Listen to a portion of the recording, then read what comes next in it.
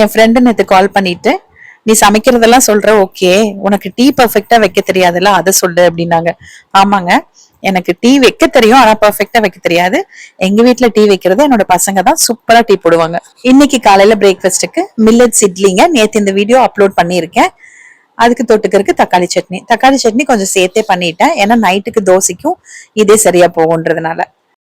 கூட beetroot juice. Egg நேத்து தீந்துருச்சு, வாங்க மறந்தாச்சு, அதனால இன்னைக்கு எக் பாயில் பண்ணல.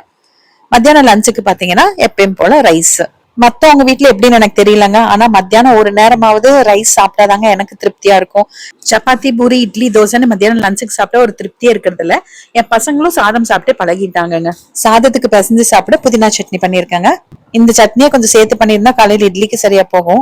அப்புறம் நைட்டுக்கு தனியா சட்னி செய்யணும், அதுக்காக தான் இது மத்தியானத்துக்கு வச்சுட்டு காலையில நைட்டுக்கு தக்காளி சட்னியை வச்சுட்டாங்க. ஏன்னா காலையில கொஞ்சம் சுறுசுறுப்பா இருக்கும், சாயங்காலம் வந்து டயர்ட் ஆயிரும். வேற ஏதாவது டிஃபன் தான் செஞ்சுதான் ஆகணும், ஆனா இன்னைக்கு இப்படி பிளான் பண்ணிட்டேங்க.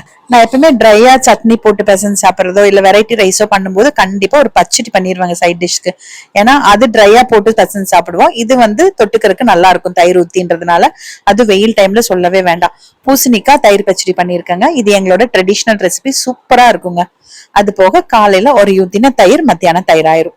நான் சாப்பிட்டுட்டு கிளம்பியாச்சுங்க. சாயங்காலம் வரும்போது சந்தைக்கும் போலன்னு சொன்ன பாருங்க நேத்து, அதனால வெங்காயம் எல்லாம் சுத்தமா இல்ல, அதனால பெரிய வெங்காயம் சின்ன வெங்காயம் அதுக்கப்புறம் தர்பூசணி பழம் இஞ்சி பூண்டு நாளைக்கு ஜூஸ் போடுறதுக்கு நெல்லிக்காய் அது போக முழாம்பழம் வாங்கிட்டு வந்தாச்சுங்க. இவ்வளவுதான் வாங்க முடிஞ்சது. வெஜிடபிள்ஸ் வாங்குறதுக்கு எனக்கு முடியல, ஏன்னா இத்தனையும் நான் டூ வீலர்ல முன்னாடி மாட்டிட்டு வரணும் அப்படின்னா இதுக்கு மேல வாங்க முடியல, பேக்கும் எடுத்துட்டு போல. அதனால இவ்வளவுதான் வாங்கிட்டு வந்தாச்சு. ஈவினிங் வந்து ஏதோ ஸ்நாக்ஸ் இருந்தது, அதை சாப்பிட்டுட்டு டீ குடிச்சாச்சு. டீ என் பையன் வச்சு கொடுத்ததுதான்.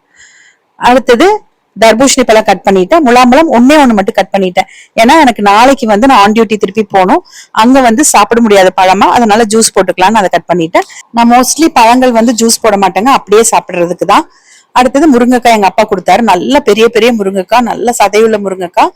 இப்ப இந்த தர்பூஷணி பழம் முலாம்பழம் கட் பண்ண தோல் எல்லாம் கவர்ல போட்டாச்சு. இது எதுக்குன்னா உங்களுக்கே தெரியும், பக்கத்துல மாடு இருக்கு, அவங்களுக்கு போடுறதுக்குதான்.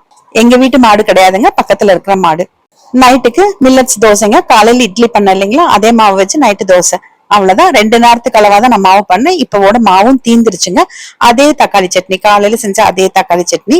2 தோசை சாப்பிட்டாவே போதுங்க, நல்லா ஃபில்லிங்கா இருக்கும், ரொம்ப நேரம் பசிக்காது. கூட கொஞ்சம் தர்பூஷணி பழம் சாப்பிட்டுட்டு டின்னர் முடிச்சிட்டோங்க. நாளைக்கு சுண்டல் குழம்பு வைக்கலாம்னு சுண்டல் ஊற வச்சிருக்கேன். கொஞ்சம் சாதம் இருந்தது, அது தண்ணி ஊத்தி வச்சிடலாம்.